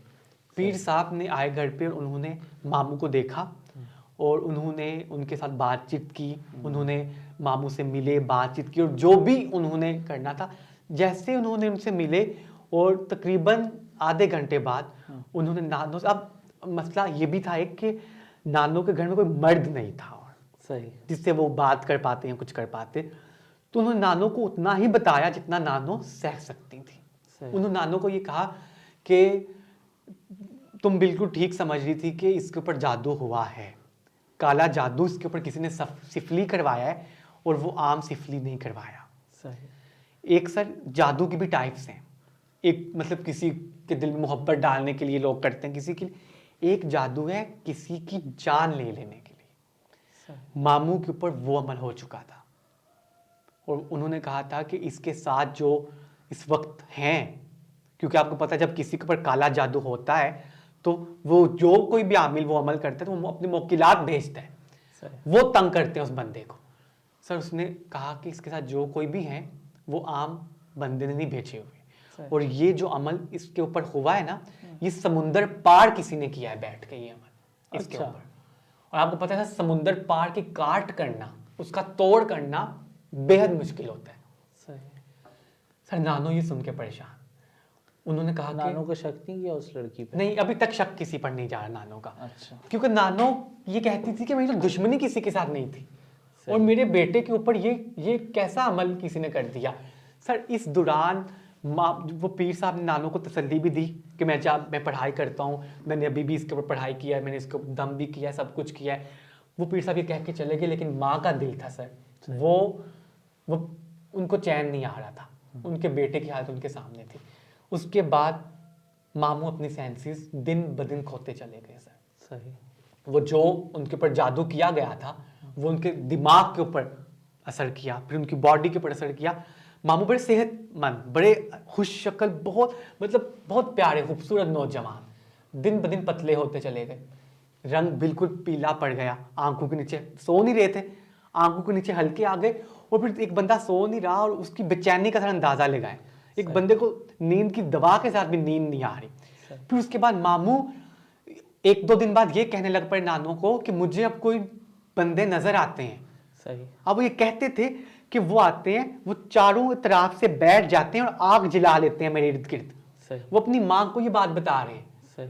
नानो कहती थी कि वो जब कहते थे ना रात को मुझे डर लगता है, मुझे अम्मी मुझे बेचैनी होती है, रात को मुझे डर लगता है मेरे पास बैठी है फिर मैं सो जाऊंगा, तो नानो कहती थी क्यों तुम्हें सैफ डर लगता है, तुम माशाल्लाह इतने बड़े हो, तुम्हें क्यों डर लगता है। तो वो कहते थे कि कोई बंदे आ जाते हैं, वो चारों तरफ से उनके पास आकर बैठ जाते हैं और आग जला लेते हैं। सही। और वो कहते हैं वो आग की जो तपिश है ना, वो मेरी आंखों में लगती है, मुझे जलन होती है और मुझे लगता है कि मेरा जिस्म जल रहा है उस आग में। सही। ये मामू ये अपनी हालत नानो को बयान करते थे और नानो कहती थी कि मैं कुछ नहीं कर पाती थी, बस तसल्लियां थी जो जुबानी कलामी को देती थी, नहीं कुछ नहीं, कुछ भी नहीं, तुम्हारा वहम है, तुम्हारा वहम है। लेकिन अब वो उनकी हालत नजर आने लग जाती थी, पूरी बॉडी रेड हो चुकी हुई थी मामू की। ठीक है। उनकी बॉडी रेड है, उसके बाद मामू की हालत इतनी खराब होती चली गई। अब मैंने आपको एक और बात बताई कि वो अपने मतलब बिस्तर के ऊपर ही पहाना कर रहे हैं, नानो अकेली उनको संभालने वाली सर। चारों बहनें थीं लेकिन उनके अपने घर भी थे सर। सही है। 1 हफ्ते के लिए एक आती, जब भाई की हालत देखी तो चारों आ गई माँ के पास। अब चारों बहनें भी बेबस हैं सर, वो क्या करती हैं उस वक्त। सही उनके अच्छा सर ऐसा नहीं है कि नानो डॉक्टर एक ने कह दिया, नानो इस दौरान डॉक्टर के पास जिसने जो कहा ना कि जादू नहीं हुआ ये हुआ है, उसके पास ले जाओ, वो उसके पास लेके जा रही है। अकेली औरत, मैंने आपको ये बताया है, उनका बेटा कोई और नहीं, वो अकेली औरत मामू को उठा के उधर लेके जा रही है। मामू हालत में नहीं है कि वो माँ को कुछ कह पाए कि मत लेके जाओ वो माँ। अच्छा इस दौरान मामू के दोस्तों ने बड़ा साथ दिया नानो का। सही। जो मामू के बचपन के दोस्त थे उन्होंने बड़ा साथ दिया, मतलब उन्होंने उस टाइम के ऊपर भाई बनकर, मतलब नानो का बेटा बन के नानो के साथ चल रहे थे। लेकिन ऑब्वियसली उनकी अपनी फैमिलीज थी, रात में या हर वक्त तो कोई पास नहीं बैठा रहता। बिल्कुल नहीं बैठा। सर वो आते, वो मामू को उठाते, गाड़ी में उठा नानो उधर लेके जा रही है, किसी ने कहा फलां के पास ले जाओ, दम करवा लो, ये करवा लो। नानो उस एक ये सारा वाकया 3 महीने में, अच्छा 3 महीने तक ये चला है। नानो उस दौरान जिसने जो कहा है फलां के पास ले जाओ, नानो ले गई। सर मामू की जब हालत तब खराब हो गई सर, जब के नानो के भी हाथ से चीज़ें बाहर चली गई। नानो ये कहती हैं कि सबसे पहले तो मामू ने ये काम करना शुरू कर दिया कि बहनों के मतलब अब हैं, क्योंकि वो तो सेंसेस में नहीं होते थे, वो अपने कपड़े उतार देते थे। सही। लेटे हैं वो अपने कपड़े उतार देते थे। अब वो उनके ऊपर नानो कर रही हैं और ख़ुद वो परेशान है कि मैं क्या करूं, वो उनके ऊपर वो उनको ढांप रही हैं, सब कुछ कर रही हैं। लेकिन मामू वो कहते थे मुझे सोर पड़ती है इससे, और वो चीखते थे, फिर वो सर वो रोने लग जाते थे। वो कहते थे मेरे सर में दर्द हो रही है, ये मेरे सर में कुछ मार रहा है। उन्होंने कहते कौन मार है, वो कहते ये मेरे सर में कुछ मार है। वो इस तरह की बातें करने लग गए। सही। और नानो उनको उनके हाथ पकड़ना, जब ये वाला ये सर बता रहा हूँ मैं आपको कि जब वो अपने कपड़ों के साथ ही करने लग गए ना, तो जब ये ज़्यादा हो गया तो नानो नानो कहते हैं कि मेरे लिए उस वक्त वो लम्हा बहुत ही ज़्यादा दिल खराश था कि फिर एक वक्त वो आया कि नानो को मामू को सर बांधना पड़ा। नहीं भाई, उनके हाथ बांधने पड़े, क्योंकि वो अपने आप को भी करते थे और फिर वो अपने कपड़े उतार देते थे। नानो को बांधना पड़ा उनके हाथों को। ये तक नानो ने अपनी आंखों से ये देखा, अपने वो बेटा जो नानो ने 4 बेटियों के बाद मिला था नानो को। किसी साइकियाट्रिस्ट को भी नहीं? सर साइकाइट्रिस्ट को भी दिखाया गया। मेरी जो सबसे छोटी खाला है वो डॉक्टर है। अच्छा। वो गायनाकोलॉजिस्ट हैं। उनके दोस्त थी एक जो खुद साइकाइट्रिस्ट थी। अच्छा। उसने अपना जो उसका भी सीनियर था वो घर में आए, उन्होंने बुलाया, मामू को चेक करवाया। उन्होंने कहा उनको अच्छा साइकाइट्रिस्ट को तब समझ आती जब मामू कुछ कम्युनिकेट करते उससे। मामू नहीं कम्युनिकेट करते थे कुछ भी। वो कहती थी कि मुझे नहीं समझ आती कि इसको क्या है। सही। वो समझ नहीं पा रहे। डॉक्टर्स ने उनका पूरा बॉडी के टेस्ट किए, उस बॉडी में वो बिल्कुल क्लियर रिपोर्ट्स आ रही हैं, कोई बीमारी नहीं आ रही। सही। लेकिन ये सब कुछ मामू के साथ होता चला जा रहा है। दिन ब दिन उनकी हालत खराब होती चली जा रही है। जब उन्होंने अपने आप को बढ़ना रखना शुरू कर दिया, बिल्कुल बढ़ना, नानो बिल्कुल उस वक्त समझ चुकी थी कि अब मतलब पीर साहब की पढ़ाई शायद असर नहीं कर रही मेरे नहीं कर बेटे के ऊपर। उसके बाद सर नानो कहती, नानो एक दिन उठी और मामू जो कि चारों बहनों और नानो ने अपनी आंखों से देखा, वो लोग उठी, मतलब रात को वो सोई, उठी और मामू सुबह अपने बिस्तर पे नहीं थे। सही। उन्होंने घर में देखना शुरू कर दिया कि किधर गए। सर आप यकीन माने, जब कहीं नहीं मिले तो नानो ये कहती हैं कि हम लोग तो रोने लग पड़े। जाहिर बात है, बेटा कहीं मिल नहीं रहा, उसकी हालत इतनी खराब है। नानो ये कहती हैं कि अचानक जब मैं नानो कहती थी कि जब मैं सहन में जाती थी, कभी अंदर आकर देखती हूँ, कभी कमरे में देखती हूँ, मैं हर जगह देख रही हूँ, मैं पागल हो चुकी और मैं उसको आवाज़ें देने लग पड़ी कहीं पे। अचानक नानो जब बाहर जरा निकली है तो नानो की नज़र सर उन मुर्गियों के पिंजरे में पड़ी। उस पिंजरे में सर मामू उस पिंजरे के अंदर बैठे हुए हैं, बिल्कुल बड़हना हालत। नानो ने अपनी आंखों से ये देखा। नानो कहती है मेरे में इतनी हिम्मत नहीं थी मैं आगे बढ़ूं, मैं उससे पूछूं या मैं उसको निकाल लूं। नानो कहती मैं उधर ही बैठ गई, मैं रोने लग गई। अब नानो कितना वो करती सर, वो कितनी अपने आप को मजबूत रखती। उन्होंने उधर बैठे रह, बहनों ने आके पूछा, उनकी बेटियों ने, उन्होंने बस इशारा किया उधर। चारों बहनों ने जैसे तैसे करके उनको अंदर से निकाला और लाके किया। नानो ने अपने भाई को फिर से बुलाया और दोबारा से उन पीर साहब को घर पे बुलाया। अब नानो के पास सर जब इस बात 3 महीने ये सिलसिला चला, नानो के पास बिल्कुल भी कुछ नहीं था कि वो अब इस वाक़ये का क्या करती, मामू को किससे इलाज करवाती। पीर साहब ने आकर सर नानो से ये कहा कि उन्होंने आकर पढ़ाई की, उन्होंने मामू को आकर देखा, उन्होंने आकर पढ़ा। पता था उनको पहले ही था सही कि ये जादू कितना सख्त हुआ है, सिर्फ वो बता नहीं रहे थे, वो परेशान नहीं करना चाहते थे नानो को। उन्होंने नानो को साफ साफ एक बात कही कि देखो तुम्हारे बेटे, मैंने तुम्हें पहले एक बात बता दी कि तुम्हारे बेटे के ऊपर किसी ने सिफली अमल किया है जो समुंदर पार हुआ है, जिसका तोड़ आसान नहीं, लेकिन अगर तोड़ करना चाहती हो और अगर तोड़ कोई कर सकता है वो तुम ही कर सकती हो। अच्छा। उन्होंने नानो को ये बात कही, वो तोड़ भी तुम ही कर सकती हो। उन्होंने बताया नानो को एक कब्रिस्तान है, उस कब्रिस्तान की एक सबसे पुरानी कब्र के पास तुम्हारे बेटे का बुत बना के किसी ने दफनाया हुआ है। सही। तुम्हारे बेटे का बुत बना के उस कब्रिस्तान में किसी ने दफनाया हुआ है। अगर वह जाकर तुम वो बुत निकाल लोगी, वही तोड़ है इसका। उसके अंदर उस बुत को निकाल के जला देना था और फिर उसको वो जला देना था उस बुत को। अब सर बात ये थी, लेकिन उस पीर ने साथ यही कह दिया, ना उस कब्रिस्तान का पता है, ना उस जगह का पता है जहां उस इलाके में वो कब्रिस्तान, ये पता ही नहीं। वो कहते हैं वो मेरे वो पढ़ाई में नहीं आ रहा, वो कब्रिस्तान इल्म से ही बाहर की बात, वो इल्म से आ ही नहीं रहा। बस इतना उनके मुवक्किलात ने उनको जो बताया कि इसका बुत बना के किसी ने दफना दिया हुआ है। और वो पीर साहब ने कहा कि बड़ा गंदा सिफली हुआ है तुम्हारे बेटे के ऊपर। सर ये बिल्कुल वैसे था कि जैसे पीर साहब ने हर तरह से उम्मीदें नानो की खत्म ही कर दी, बिल्कुल खत्म कर दी सर। लेकिन उन्होंने फाके के लिए नानो से कहा कि दुआ करो, दुआ में तो बड़ी ताकत है। सही। जितना भी कोई सिफली हो जाए, अल्लाह से बड़ी ताकत तो इस दुनिया में कोई नहीं है, कोई नहीं है। नानो कहती हैं कि उन्होंने दुआ करना शुरू कर दी। नानो ने बहुत दुआ की। नानो की एक बहन वो उम्रे के लिए जा रही, नानो ने उसको कहा कि जाकर उधर दुआ करना मेरे बेटे की। नानो ने खुद दुआ, और इधर इस तरफ मामू की हालत दिन ब दिन खराब होती चली जा रही है। मामू को सोड़ पड़ती थी, बेचैनी होती थी, और वो कहते थे कि मुझे कोई जला रहा है, मेरे जिस्म में कोई सुइयां लगा रहा है, मुझे चुभन होती है, मेरी आंखों में जलन होती है, वो कहते थे वो लोग आ रहे हैं, वो आके मेरा गला दबाते हैं और मेरा सांस नहीं आ पाता, मुझे बेचैन। और रात को वो सोते नहीं थे, सारी रात नानो पास बैठे रहती थी और वो कहते मेरे से बातें करें, वो कहते थे मेरे से बातें करें आप। और फिर नानो कहती वो जो बातें करते थे मामू, वो अपने बचपन की बातें करते थे। सही। कि याद है तब मैं उधर गया तो ये हुआ, तो नानो कहती है मैं वो बातें बस सुनती रहती थी बैठ के उसकी। और ये नहीं कि वो चुप रहते थे, बोलते।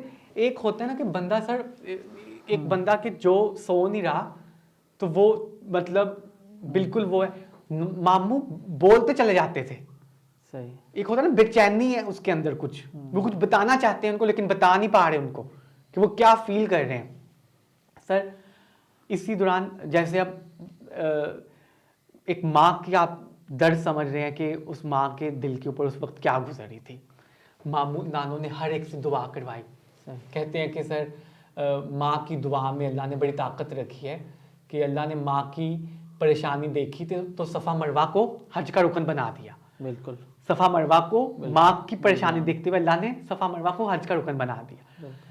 सर समहाउ उस पीर साहब ने जो थे उन्होंने नानों को कॉल किया, उन्होंने कहा कि मैंने पढ़ाई की है सैफ के लिए, तुम्हें ये करना होगा कि तुम्हें, और पीर साहब ने उन्होंने कहा कि मैं तुम्हें एक बकरे का सर भेज रहा हूँ। सही है। मैंने उसके ऊपर पढ़ाई की है, मैं तुम्हें बकरे का एक सर भेज रहा हूँ। उन्होंने नानों को कहा, उन्होंने कहा तुम्हें ये किसी को ये बात नहीं बतानी घर में, तुमने वो सर बकरे का दरिया के किनारे जाकर दरिया के किनारे के ऊपर रख कर आना है, और तुमने वो जब जाना है वो दोपहर होनी चाहिए, जोहर से पहले और 12 बजे के बाद, जो दरमियान का वक्त है ना, 12 बजे के बाद और जोहर की अजान ना हो जाए, उससे 12 वक्त से 1 के दरमियान तुमने जाना है, और किसी भी दरिया के किनारे पे तुम्हें ये सर रख के आना है बकरे का, बस। और उन्होंने नानों को ये भी कहा कि वो सर रख के तुमने पीछे मुड़ के देखना नहीं। सही है। क्या हो रहा है या कुछ भी। सर नानों को क्या था, वो जैसे ही उन्होंने भेजा, वो नानों का मुलाजिम था बदर, जो ड्राइवर भी था। नानों ने उसको साथ लिया, नानों जैसे तैसे करके गई। चिनाब का था, आपको पता है पंजाब में चिनाब का, उनके गुजरात के पास दरिया बहता था। नानों बिल्कुल घर से 10 बजे निकल गई और जाकर उधर दूर खड़ी हो गई कि मैंने उस वक्त के पास जाना है। नानों ने वो बकरे का सर लिया और वो दरिया के पास जाने लग पड़ी। नानों ये कहती हैं कि जब मैंने वो बकरे का सर पकड़ा हुआ था, वो बिल्कुल खुश्क आया था जब नानों के पास आया, लेकिन जब वो बकरे का सर लेके जा रही थी तो नानों कहती है कि मैं महसूस कर रही थी कि उसमें से खून गिरने लग पड़ा। सही। जो कि नीचे फर्श पर, मतलब जमीन पर गिरता हुआ चला आ रहा। नानों कहती है वो पुल के नीचे से मैं गुजरी तो पुल के ऊपर कुछ बंदे पुल को बना रहे थे, और बंदे, और मुझे वो कहते हैं कि माई जी किधर जा रही हैं आप, मतलब पंजाबी में उन्होंने नानों से कहा कि कितने चल रहे हो तुसी। तो नानों ने ये कहा कि मैं दरिया में छलांग लगाने जा रही हूँ, आओगे। तो वो बंदे कहते हैं कि माँ जी क्यों तुसी चल रहे हो। तो नानों कहती है कि मैंने बस इतना कहूँगा मैं छलांग लगाने जा रही हूँ, आओगे। नानों उनको इग्नोर करना चाह रही थी, तो वो पीछे से कहते हैं मुझे रोकने लग पड़े। मुझे कहते हैं कि माँ जी ना जाओ, आगे ना जाओ, पानी बड़ा, मतलब पानी बहुत आया हुआ है दरिया में, तो आप ऐਵੇਂ गिर जाएंगे दरिया में, मत जाए आगे। तो कहती है कि तुम लोग करो, तुम लोग अपना काम करो, मुझे पता है मैं क्या करने जा रही हूँ और क्यों जा रही हूँ, जाने दो। कहती पीछे मुझे आवाज़ें देने लग पड़े कि माँ जी रुक जाए, माँ जी मत जाएं, माँ जी पागल हो गए हो, माँ जी वापस आ जाओ, और आवाज़ें कसने लग पड़े नानों को। नानों कहती मैंने उनकी आवाज़ों पर नहीं रोकी। नानों कहती हैं, और वो पुल को बना रहे थे उस टाइम, पुल की को तामीर कर रहे थे, कुछ लगा रहे थे। नानों कहती मैं आगे गई, मैंने वो दरिया के किनारे पे जाकर वो रख दिया सर। कहती मैं जैसे ही मुड़ी हूँ, मतलब वापस मैंने टर्न किया है, मुझे चंद कदम में आगे आई हूँ, और मैं जब पुल के पास आई हूँ, जो पुल तामीर वो लोग कर रहे थे, वो तो पुल पहले से बना हुआ था, उधर कोई भी नहीं था। उस पुल पर कोई भी नहीं था। जो उस टाइम के ऊपर 20-25 लड़के खड़े थे जवान, जो नानों को रोक रहे थे कि माँ जी कितने चल रहे हो। कम्युनिकेट किया उन लोगों ने। नानों कहती है, और वो पुल उस टाइम पे मुझे थोड़ा सा लगा कि वो प्लस्तर कर रहे हैं किसी चीज़ के ऊपर, जैसे उनके पास चीज़ें थी, और वो तो बना हुआ था, कुछ भी नहीं था तामीर करने के लिए। नानों कहती है जैसे मुझे पता चला कि वो पुल, तो मैं आगे आई हूँ, कहती है मुझे पीछे से बकरी के बोलने की आवाज़ें आने लग पड़ी, बाकायदा बकरी के बोलने की मुझे आवाज़ें आने लग पड़ी। नानों कहती मैंने मुड़ के नहीं देखा। कहती मैंने अपने कदम तेज़ किए और मैं बस वापस आती गई। नानों कहती जैसे ही मैं आई हूँ, और अच्छा नानों ने अपने ड्राइवर को नहीं बताया हुआ था कि मैं क्यों इधर आई हुई हूँ। नानों कहती मैं भागी हूँ, मतलब सारे वाले डर लग रहा था उन्हें भी कि जो पहले बंदे देखा, बंदा कोई भी नहीं उधर, बंदा कोई भी नहीं। वापिस आई है। कहती मैंने जल्दी से गाड़ी का दरवाज़ा खोला है, वो वैसे ही बंद किया है। बकरी का सर तो वो पास पड़ा था, नहीं भैया। नानों कहती है मैं बिल्कुल, कहती है मेरा तो दिल बिल्कुल जैसे मेरे सीने से बाहर आ गया। सही। ड्राइवर कहते हैं कि तो बाजी आप लेकर ही नहीं गई थी। अच्छा। नानों कहती मैं नहीं उठा, इतना भारी था, मैं लेके गई, मैं रख के। कहते आप तो लेके नहीं गई थी, आप तो खाली हाथ गई थी। सही। और मैं तो खुद पूछा था आप क्या करने जा रही हैं आप उधर? सही हर नानो ने फिर से क्योंकि नानो की आंखों के सामने अपना बेटा आ रहा था, सही। नानो ने फिर से वो बकरे का सर उठाया और अच्छा, नानो कहती हैं अभी दूसरी बार जब मैंने वो सर उठाया वो पहले से भी ज़्यादा भारी था सही। कि मेरे से उठाया नहीं जा रहा था। नानो कहती है मैंने वो सर वैसे ही उठाया है, मैं फिर उसी रास्ते पे गई हूँ, मैं चल रही हूँ, उसी पुल के नीचे जब गई हूँ वो लड़के उधर खड़े हैं और मुझे कह रहे हैं माँ जी कितने चल रहे हो, सेम वही अल्फाज कितने चल रहे हो। नानो कहती है मैंने फिर वही लाइन बोली, मैंने वही फिक्रा बोला, मैंने कहा चला आंगन गाने जा रही हूँ आओगे? कहती है सेम। उसने फिर आगे से लग पड़ा और मुझे पीछे से आवाज़ें दे रहे हैं कि माँ जी पागल हो गए हो, माँ जी आ जाओ पानी आया तुसी गिर जाओगे। कहती पीछे से आवाज़ें दे रहे हैं मुझे फिर से। सही। नानो कहती मैं तेज़ तेज़ चली। अब नानो कहती हैं मैं तेज़ तेज़ चली, मैंने फिर से जाके वो रखा बकरी का सर और मैं वापस मुड़ी हूँ। कहती है जैसे ही मैं मुड़ी मैं पुल के पास आई हूँ, अब वो लड़के नहीं थे फिर। सही। ये दूसरी बार नानो के साथ ये हुआ, पीछे से आवाज़ें आने लग पड़ी।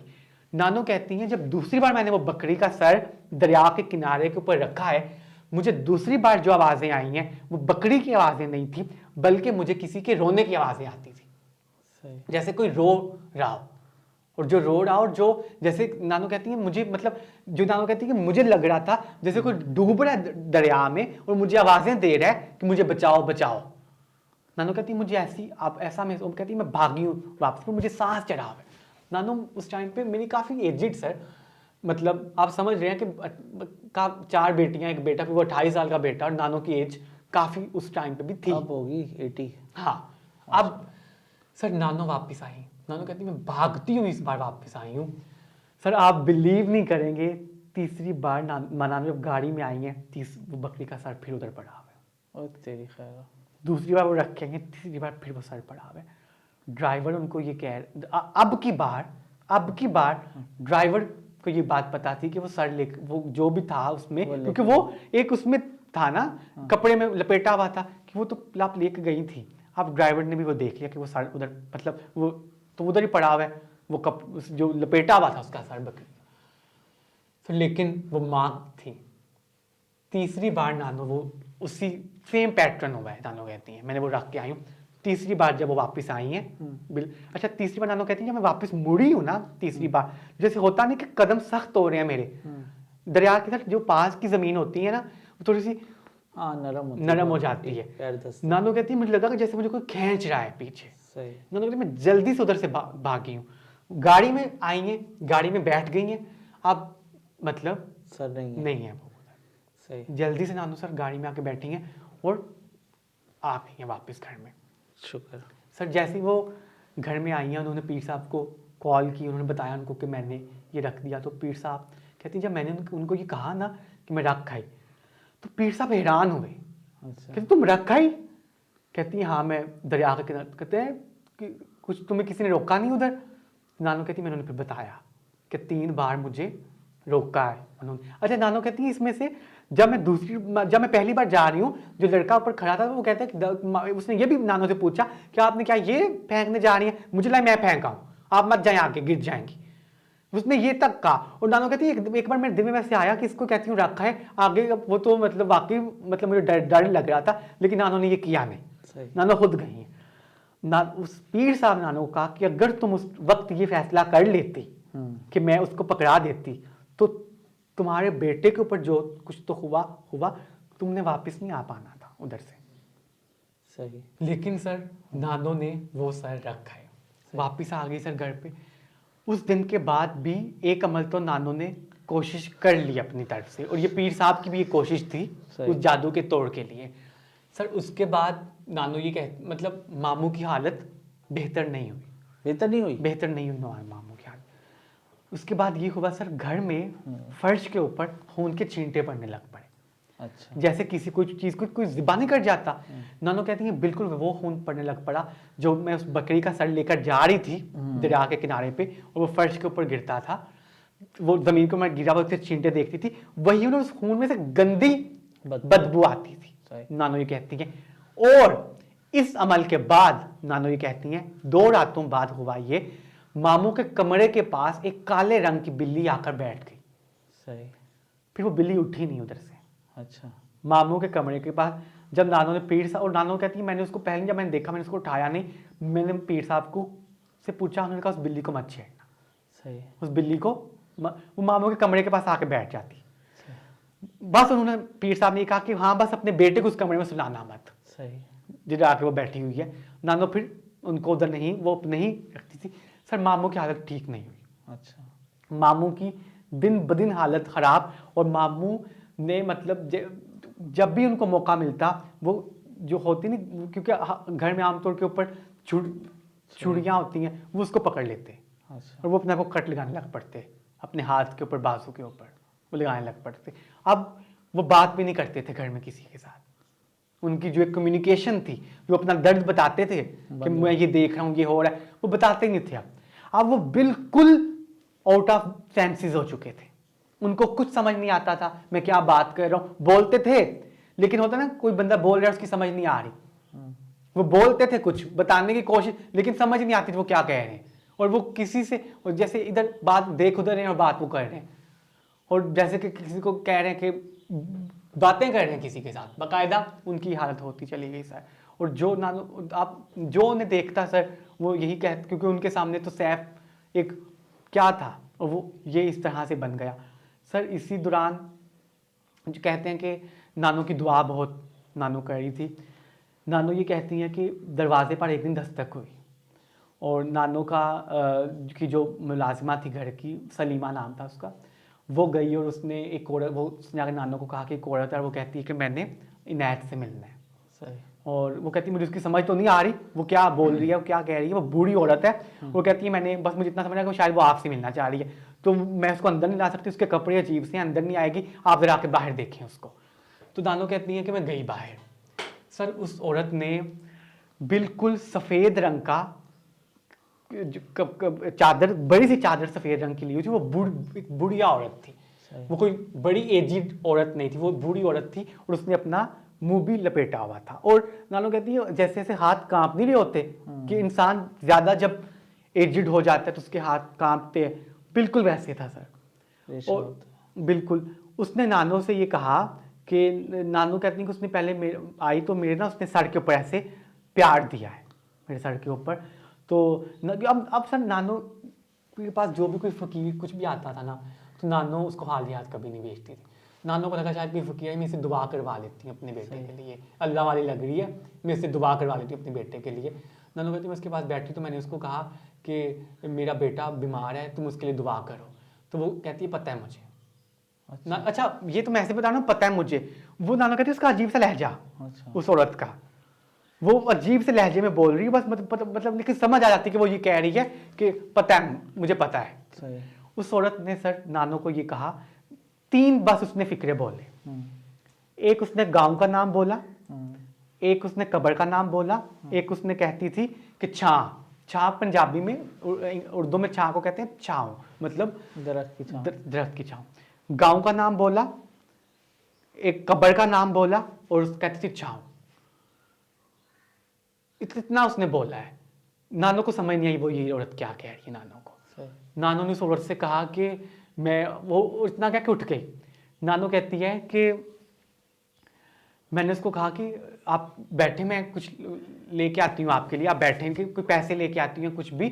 तो उस औरत ने नानो को रोक दिया। फिर उसने एक बस, नानो कहती है कि उसने अपना सर से इशारा किया मुझे कुछ नहीं चाहिए, सर से उसने। नानो कहती है मैं आपको खाली हाथ नहीं भेजूंगी, आपने मेरे बेटे के लिए दुआ की, मैं आपको खाली हाथ नहीं भेजूंगी, कुछ आपको क्या चाहिए, आपके लिए मैं क्या कर सकती हूँ। नानो कहती है उसने सेम ये फिक्रे बोले, नंगे पैर वे खल्लड़ दे दे, ये उसने एक लाइन बोली, नंगे पैर वे खल्लड़ दे दे, उसका मतलब ये था। और मतलब और उसने अपने पाँव की तरफ इशारा किया। नानो ने कहा मैंने उसके पाँव देखे तो उसके पाँव में उसने जूता नहीं पहना हुआ था, सिर्फ मतलब उसने ये कहा कि मुझे जूता पहना दो। नानो कहती है मैंने कहा कि अच्छा मैं अभी लाती हूँ। नानो अंदर आई हैं, उनके मैं जूते जल्दी से मैंने निकाल, नानो कहती मैंने 4-5 जूते जो पड़े हुए थे मैंने जल्दी से निकाल लिए, और मैंने जल्दी से खुद आई हूँ बाहर। वो औरत नहीं थी, वो औरत नहीं थी उधर बाहर। नानो कहती मैंने वो जो जूते उसके लिए निकाले थे, मैंने वो जो भी मतलब भिजवा दिए मैंने। नानो ने पीर साहब को राब्ता किया पीर साहब से, पीर साहब को बताया। अरे नानो ने ये किया कि उसने ना 3 बार वो तीनों नाम दोहराए जो उसने 3 नाम बोले। पीर साहब ने नानो को ये बताया कि ये अल्लाह की तरफ से तुम्हारी कोई गैबी इमदाद हुई है। उस औरत ने उस गांव का नाम लिया जिस गांव में वो कब्र है, और उसने उस कब्र का नाम भी तुम्हें बता गई है कि तुम्हारी कोई दुआ काम आ गई है। तुम मतलब शाम से पहले तुम उस कब्रिस्तान में जाओ और उस कब्रिस्तान से जाकर अपने बेटे का बुत निकाल लो। सही है। नानो ने सर वक्त बिल्कुल ज़ाया नहीं किया, सही। और शर्त ये थी तेरे साथ कोई जाएगा नहीं। सही। अब सर वो जो गांव था वो अब गुजरात से, ये लगा लें गुजरात से तकरीबन वो गांव दूर था 4 घंटे। अच्छा। गाड़ी के ऊपर 4 घंटे लगते थे उस गांव में, ठीक है। और मतलब कुदरतन ये था कि जो गांव का नाम लिया गया था पीर साहब को पता था उस गांव का, सही। जो कि नानो का भी अबाई गांव था। नानो का भाई गाँव? नानो का अबाई गांव था। सही। सर नानो शाम से पहले निकल गए। सही है। उन्होंने अपनी बेटियों को बस इतना बताया कि मैं पढ़ाई करने के लिए जा रही हूँ, पीर साहब ने मुझे बुलाया है। नानो सर चली गई। नानो जब चली गई हैं उधर, और नानो ये बयान करती हैं कि सारे रास्ते जब वो जा रही थी वो रास्ते से दुआएं मांगती हुई जा रही थी। सही। कि मतलब क्योंकि अब अल्लाह के हाथ में है सर सब कुछ। सर जब वो दुआएं मांगती हुई जा रही थी, उधर पहुंची हैं 4 घंटे बाद। 4 घंटे बाद उस कब्रिस्तान में गई हैं, और उस कब्र में सिर्फ एक दरख्त था। सही। ज़्यादा दरख्त नहीं थे उस कब्रिस्तान में, एक दरख्त था, और उस दरख्त के नीचे एक कब्र थी। उस कब्र के ऊपर वही नाम लिखा हुआ था जो वो औरत बता कर गई थी, वो नाम। सही। नानो कहती हैं कि मैंने अंदर अपने मतलब ड्राइवर को भी, बदर को मैं अंदर नहीं लेकर गई। सही। सर नानो ने गई हैं अंदर, और नानो ने उस कब्र के पास बैठी और उस कब्र को खोदना शुरू किया। सही। उसने कहा था कब्र के सरहाने, जैसे कब्र है उसके बिल्कुल साइड पे वो सरहाने उसने वो बुत दफनाया हुआ है। सर नानो ये कहती हैं कि उन्होंने वो कब्र खोदना शुरू कर दी। उस कब्र के अंदर से, और ज़्यादा गहरा भी नहीं, सही। बिल्कुल कहती है थोड़ा सा मैंने मिट्टी पीछे की और वो बुत बना हुआ था। सर वो बुत नानो कहती हैं जब मैंने निकाला, और ये सर आसानी से ये सब कुछ नहीं हुआ, आसानी से, बड़ी मुश्किल से। नानो कहती है मेरी हालत क्या खराब थी उधर। सही। लेकिन नानो ने सिर्फ अपने बेटे की, और वो नानो कहती है शायद वो मैं नहीं थी, वो शायद मेरे अंदर जो वो माँ थी वो कर रही थी अपने बेटे की ज़िंदगी के लिए, क्योंकि उनको नहीं मतलब उनके पास कोई था ही नहीं। 3 महीने से बेटे की हालत देख रही है, हर डॉक्टर ने जवाब दे दिया है बेटे की हालत अबतर होती चली जा रही है। सही। सर वो बुत निकाला, उस बुत का कुछ जो एक शक्ल कह लें, कुछ कह लें, उस बुत के इधर एक आंख लगी हुई थी। सही। इस बुत के इधर एक आंख लगी हुई थी, और उस आंख के अंदर किल किसी ने डाला हुआ था, और वो आंख रियल लग रही थी। मतलब कोई एक तो होता है पत्थर, एक होता है एक आंख, उसके अंदर किया हुआ था। और वो बुत पूरा बकायदा उसके हाथ उसके, और बुत के अंदर सुइयां घुसी हुई, मतलब सुइयां बिल्कुल उसके अंदर, मतलब इस एक तरफ से करके पीछे की तरफ से निकली हुई थी, बड़ी सुइयां उस बुत के अंदर लगी हुई थी। फिर नानो ने वो बुत निकाला, और उस पीर साहब का ये कहना था कि तुम वो बुत बस ले आओ, निकाल लो उस बुत को। नानो कहती है मैंने वो बुत निकाला और मैं जल्दी से वापस आई हूँ, मैं गाड़ी में बैठी हूँ और वापस आ गई हूँ। जैसे ही सर नानो घर में मतलब उसी रात को नानो की वापसी आ गई है, मतलब नानो वापस आ गई घर में। नानो घर में आ गई हैं सर, और वो जो बुत, और पीर साहब नानो को ये कह दिया कि मैं अगले ही दिन आ रहा हूँ। सही। पीर साहब अगले रोज़ पीर साहब ने आना था। रात को जब नानो घर में आ गए, अच्छा मामू इस दौरान अपनी बहनों से पूछ रहे कि अम्मी किधर है, अम्मी किधर है। नानो ये कहती हैं कि जब मैं आ गई तो बेटे के पास आई, और नानो ने उनको मामू को ये कहा कि अब मैं आ गई हूँ, और वो ये कहते थे कि मुझे मतलब नानो को ये कहते हैं कि मुझे डर लग रहा है, मुझे डर लग रहा है। नानो आई है तो मामू ने कहा कि मुझे ना इस कमरे में नींद नहीं आती, मुझे ना आज उसी कमरे में सोना है जो उनका अपना कमरा था, मुझे आज उसी कमरे में सोना है। सर मेरी उम्र, मतलब मैं उस टाइम पे था, आज से 10 साल पहले मैं था, और मेरी उम्र आप तकरीबन सर कह ले 11 साल हो गए। 10-11 साल। उस 11 साल में मुझे इन वाकयात का तो नहीं पता जो ये हुए हैं, ये तो ऑब्वियसली जब हम लोगों ने होश संभाली प्रॉपर, तब पता चला। मेरी आंखों ने जो चीज़ देखी है मैं वो बताऊं। मामू ने नानू को कहा कि मैंने उस कमरे में सोना है, वो ना सहन था नानू का ना अपने कमरे में, वो पूरा सहन चल के जाना था। तो नानू ने कहा कि अच्छा मैं अपने बेटे को उधर सुला देती हूँ आज। नानू ने जो मेरी आंखों ने देखा, वो चारपाई से उठे और सर ये चांद रात है। अच्छा। अगले दिन बड़ी ईद का दिन है, अगले दिन बड़ी ईद का दिन है, ये चांद रात है। अच्छा इस दौरान जो हम लोग गए, क्योंकि हम लोग तो अपने घर पे थे, हम कपड़े लेकर गए। सही। तो मामू को आगे करें, मामू उसमें भी इंटरेस्ट नहीं शो करें, उनको पता ही नहीं क्या बातें चल रही है, उनको पता नहीं चल रहा क्या बातें चल रही हैं। और हम तो सिर्फ उनका दिल बहलाने के लिए कि ये देखें, ये देखी चीज़ें हम लोगों ने इस तरह से की। सर इन शॉर्ट मामू ने नानू कहा कि मैंने उस कमरे में सोना है आज। मेरी आंखों ने ये देखा, नानू ने उठाया है, मामू से चला नहीं जा रहा था। नानू ने मामू का हाथ पकड़ा, उन्होंने उनके कंधे के ऊपर सर रखा और वो चलते हुए जा रहे। अब मैं सर बच्चा था उस टाइम पे, आपको मेरी थोड़ी सी नेचर का पता है कि मैं बड़ा थोड़ा सा आर्टिस्टिक और थोड़ा सा, अब मैं विजुअलाइज कर रहा वो जो उनकी जो वॉक थी ना, वो आज तक मेरी आंखों में वैसे ही है। कंधे पे सर मामू का, और माँ अपने जवान बेटे, बूढ़ी माँ अपने जवान बेटे को सहारा दे रही है और वो चलती हुई जा रही है उस कमरे में। और वो चले गए उस कमरे में और जाकर वो मतलब नानो कहती हैं कि गए और बस 10 मिनट बैठी होंगी, नानो निकल आई बाहर। तो बहने की आप आ गई, बैठी नहीं, कहती वो सो गया। तो ना इन लोगों ने कहा कि आज कैसे सो गया, तो ना इन लोगों को लगा कि शायद हम लोगों ने, अम्मी पढ़ाई कर कर आई हैं आज, इस वजह से वो सो गया। इसी दौरान सर नानो उठ कर रात को देखती रही तो मामू सोए हुए आज। 3 माह के बाद आज वो सोए हुए, बड़ी अच्छी नींद, वो सोए हुए मामू। सर नानो बहुत खुश कि आज मेरे बेटे को नींद प्रॉपर मिली इतने 3 महीनों के बाद। सर अगले दिन ईद का दिन था, हम लोग सुबह उठे, ईद की नमाज के लिए हम लोग पढ़ी। मामू की हालत नहीं थी वो ईद की नमाज के लिए जा पाते। वो उठे, अगले दिन सुबह उठे, उन्होंने ये कहा कि रात को मुझे नींद, मतलब रात को मैं सोया था, मैं रात को, अगर प्रॉपर बात 3 महीने बाद ये बात कर रहे हैं प्रॉपर। इवन हम लोग ईद की नमाज पढ़कर जब वापस आए हैं घर में, तो नानू ने हमें कहा कि अपने मामू से मिलने जाओ, वो भी उसी कमरे में है, निकले नहीं है उस कमरे से। हम लोग उस कमरे में मामू से मिलने गए और हमने कहा ईद मुबारक, उन्होंने हमें जवाब भी दिया है मुबारक, कम्युनिकेट किया। 3 महीने बाद वो जो बुत निकला, मामू ने हमारे लिए कम्युनिकेट किया। सर कुर्बानी आपको पता है बड़ी ईद थी, कुर्बानी करनी थी।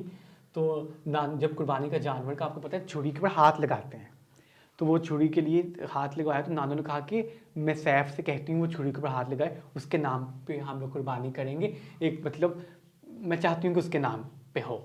सर वो उनके पास लेकर गए मामू के पास, तो मामू ने ये कहा कि नहीं मैं नहीं इसके ऊपर हाथ लगाऊंगा। अच्छा मैं आपको ये इसलिए बता रहा हूँ कि देखिए अब वो जो इमोशंस गए थे ना उनके 3 महीने पहले, काला जादू इंसान के सबसे पहले इमोशंस खत्म कर देता है। अब वो वापस आ गए थे उस दिन, वो कहते नहीं अम्मी को कहो वही हाथ लगाए, अम्मी के नाम। और ये पिछले सालों से ये होता चला आ रहा था, छुरी के ऊपर नानू ही हाथ लगवाते थे, मामू खुद लगवाते थे। और मामू को उस दिन ये याद था कि ऐसा ही होता है हमारे घर में, तो अम्मी ही लगाएंगी। नानू ने वो लगाया। सर कुर्बानी का जानवर जब हमने काट दिया, कुर्बानी का जानवर जैसे ही, मतलब आप यकीन नहीं करेंगे, कुर्बानी का जानवर कटे और हम लोग गोश्त तकसीम करने की बातें घर में हो रही, तो मामू की हालत दोबारा से ख़राब हो गई। उनके सर में दर्द स्टार्ट हुई, वो अचानक चीखने चलाने लगे। नानू कहती हैं कि मैं बिल्कुल, नानू कहती हैं परेशान, और हम सब भी जो थे पास, हम कुर्बानी का गोश्त बांटा नहीं है अभी अंदर। नानू को कहते हैं कि मुझे ना बेचैनी हो रही है, तो मुझे मेरा दिल कर रहा है मुझे सुला दें, मुझे सुला दें। अच्छा डॉक्टर ने एक टैबलेट दी हुई थी जो ज़्यादा जब मामू की होती थी, तो वो टैबलेट थी, वो बेसिकली बेहोशी थी, जिससे मामू बस ये था कि मदम पड़ जाते थे, मतलब उस चीज़ में वो चले जाते थे। सर नानो ने, मामू की हालत जब ज़्यादा ख़राब हो गई ना बिल्कुल, तो नानो ने मामू के दोस्त को कॉल की कि उनकी हालत ख़राब है, पीर साहब अभी तक नहीं आ पा रहे, वो पीर साहब से रब्ता ही नहीं हो पा रहा कॉल, हालांकि उन्होंने आना था अगले दिन, पीर साहब से रब्ता नहीं हो पा रहा था। नानो ने मामू को उनके कमरे में लेके उनको लटाया और इस दौरान वो फिर से सो गए, वो फिर से सो गए हैं मामू। अच्छा, इस दौरान मामू नानो से ये कह, जब अभी उनकी सुबह हालत ठीक थी तो वो नानो से ये कह रहे थे कि मैं ना कलेजी खाऊंगा। सही। आप मतलब सर कुर्बानी जब होती है बिल्कुल। तो कलेजी तो बनती नानो है सबके बहुत लिए। खुश हुई सही। कि मेरा बेटा आज कुछ फरमाइश की सही। मेरे बेटे ने। सर नानो ने उनके लिए कलेजी भुनी सही। और उन्होंने, हम किसी को नहीं खाने दी सही। कलेजी, उन्होंने वो कलेजी साइड पे रख दी और उन्होंने कहा कि सबसे पहले सैफ खाएगा फिर कोई और ये खाएगा। जोहर की नमाज के बाद नानो ने कहा कि मैं ना ज़रा उसको देख के आऊँ, और क्योंकि आप बताइए ईद वाले दिन घर में मेहमान आ जाते हैं और सब कुछ होता है। नानो कमरे में गई हैं और अचानक एक कह लें कि चीख की आवाज़ आई है, चिल्लाने की आवाज़ आई है, और जो कि मेरी आंखों को बस इतनी बात याद है, चीखने चिल्लाने की आवाज़ मुझे आई है नानो की कमरे में से। और हम लोग भी जैसे ही गए हैं, जो मेरी अपनी आंखों ने देखा, नानो ने मामू की टांगे ऐसे पकड़ी हुई नीचे से और मामू पंखे के साथ लटके हुए। उन्होंने नानो ने नीचे से टांगे पकड़ी मामू की, वो पंखे के साथ लटके हुए और वो चिल्ला रही हैं अपनी बेटियों को कि जल्दी आओ जल्दी आओ, इसको पकड़ो, और मामू बिल्कुल लटके हुए हैं पंखे के साथ। वो ना एक बड़ी सी चादर थी वो जो ऊपर लेते थे, उस चादर के साथ वो ऊपर की हुई फंदा बनाया और वो बकायदा फंदा बना हुआ और मामू के गले में है वो, मामू उसके साथ लटके हुए हैं और नानू ने वो टांगे पकड़ी। घर में कोई मर्द नहीं था उस दिन। सर मैंने मतलब देखा कि मतलब जिसे कहते हैं ना हम लोग के, औरत जब होती है उसमें, औरत जब अपने आप को ताकतवर बनाना होता है तो वो किसी भी मौके में अपने आप को कमज़ोर नहीं होने देती। सर उस वक्त चारों बहनें रोई नहीं, ना नानो रोई हैं। उस वक्त उन्होंने खुद से वो फंदा उतारा, ऊपर से जल्दी से उसको किया। मामू की सांसें चल रही थी, मामू की सांसें चल रही थी, जल्दी से बाहर मतलब भागी हैं वो, क्योंकि अब मैंने आपको कहा कि गोश्त तकसीम होने के चला गया था। सही। घर में 2 ड्राइवर थे, दोनों जा चुके थे सही। देने के लिए। उन लोगों ने कॉल की जल्दी से, मामू का दोस्त बिल्कुल साथ वाले घर में रहते थे, वो आए, उन्होंने जल्दी से एम्बुलेंस को कॉल की।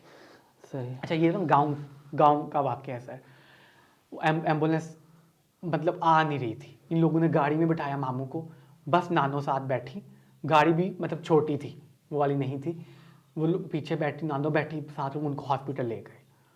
और हॉस्पिटल जब ले गए सर, हमारे ना गांव में एक चौराहा आता है, सही। चौराहे पे जाके उन्होंने गाड़ी रुकवाई मामू ने, उन्होंने कहा कि मुझे बेचैनी हो रही है, मुझे ना गाड़ी से निकालो बाहर।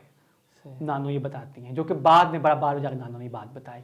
चौराहे पे जाकर गाड़ी रोकी, उन्होंने मामू को बाहर लेकर आए।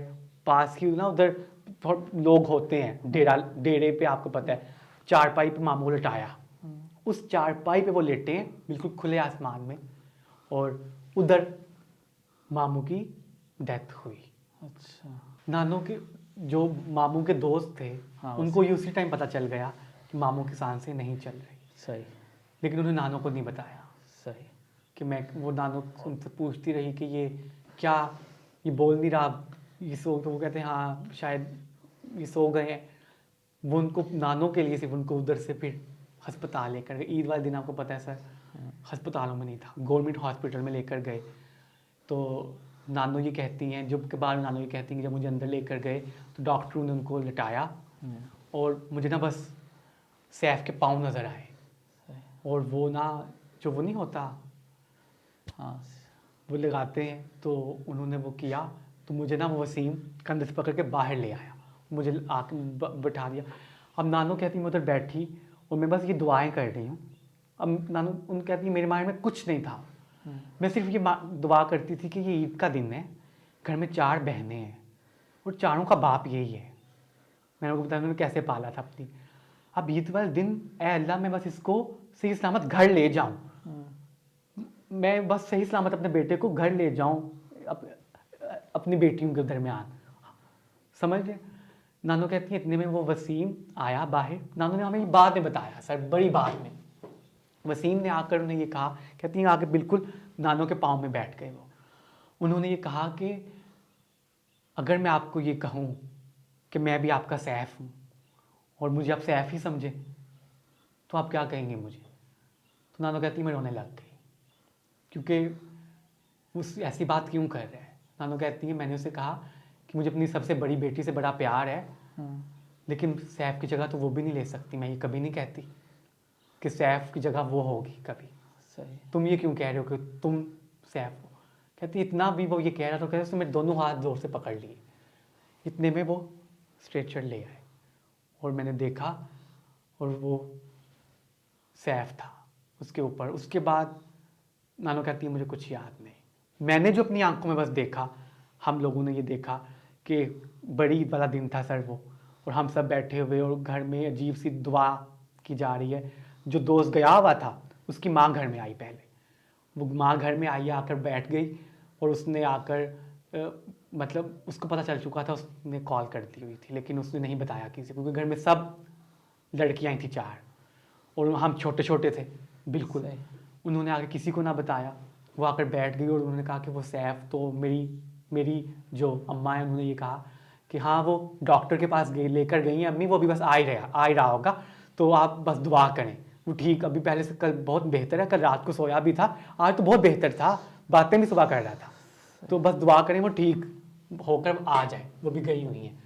इतने में सर मामू के 3-4 और दोस्त घर के अंदर एंटर हो गए और उस मेरी मतलब घर हमारे मतलब मेरी मतलब अम्मा या मेरी खालाएँ बहुत पर्दा करती हैं, लेकिन उस दिन पता नहीं कुदरतन क्या था, अम्मा बगैर चादर नहीं थी मुंह के ऊपर, वो बगैर चादर के वो मामू के दोस्तों के पास चली गई और कहती उनसे पूछने लग पड़ी कि क्या हुआ, सैफ की कोई खबर आई, तुम लोगों ने कॉल की वसीम को, क्या कहा उसने?